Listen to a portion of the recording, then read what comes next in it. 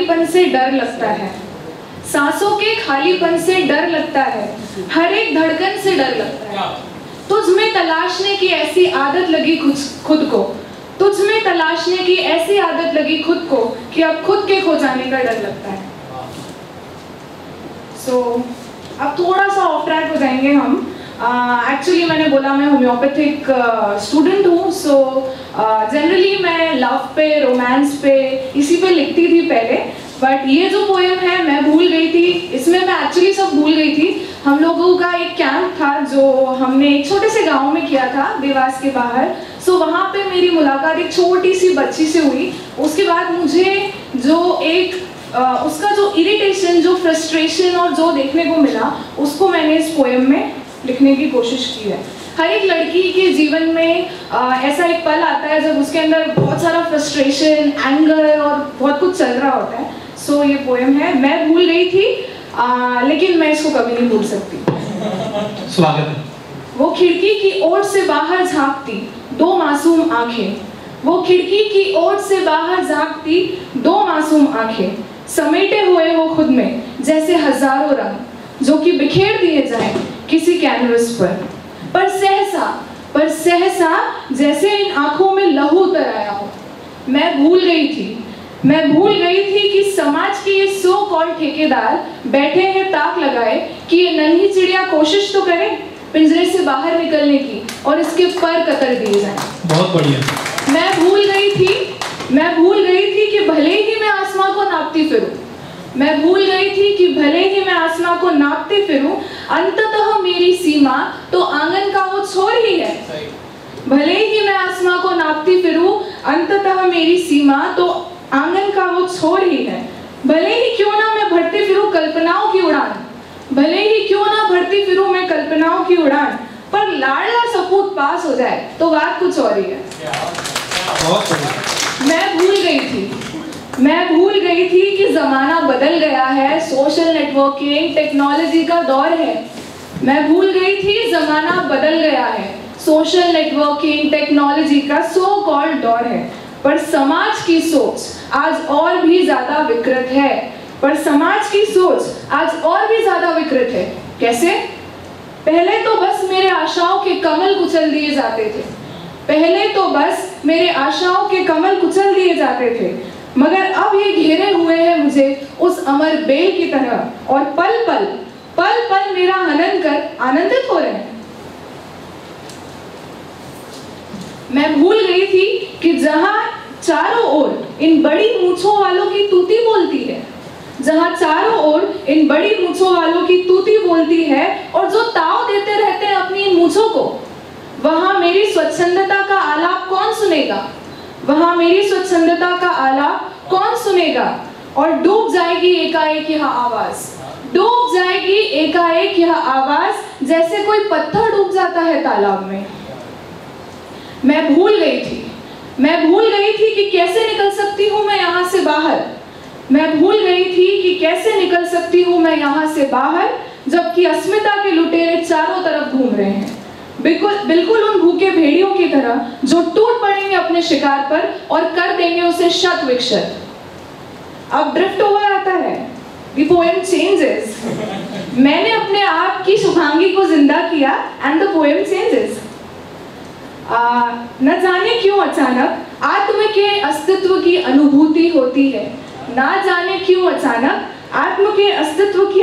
होती है, मैं भूल गई थी कि अगर मैं हार गई तो हार जाएंगी नानी, माँ और उन हजारों लड़कियों की उम्मीदें, उन हजारों लड़कियों के सपने जो कि जीना चाहते हैं और मुकम्मल होना चाहते हैं। मैं भूल गई थी कि अगर उनकी साख है तो क्या, आखिर शक्ति हूँ मैं, क्रांति हूँ मैं। मैं भूल गई थी अगर उनकी साख है तो क्या, आखिर शक्ति हूँ मैं, क्रांति हूँ मैं। और चाहे कुछ भी हो जाए, चारों ओर गूंजती हुई तलवारों के बीच भी एक शंखनाद अजय होता है। चाहे कुछ भी हो जाए, चारों ओर गूंजती हुई तलवारों के बीच भी एक शंखनाद अजय होता है। मैं भूल गई थी रात चाहे कितनी भी गहरी हो, भोर होना तो निश्चित है। और बिल्कुल ऐसे ही, हाँ ठीक ऐसे ही निकल पड़ूंगी मैं भी सूर्य की आभा पर सवार हुए। मैं भूल गई थी कि यह सब गलत है, सपनों को मार डालना गलत है, क्योंकि स्वप्न का मर जाना होता है निर्जीव हो जाना, और सृजन, सृष्टि और शक्ति सब मुझी में और मुझी से, तो मैं कैसे हो सकती हूँ निर्जीव? क्योंकि सृष्टि, सृजन और शक्ति सब मुझी में और मुझी से, तो मैं कैसे हो सकती हूँ निर्जीव? मैं भूल गई थी ये जिंदगी मेरी है, जीने का अधिकार तो मुझको भी है। बहती ही चली जाऊंगी अब मैं, चाहे कितने भी बांध बना लो तुम।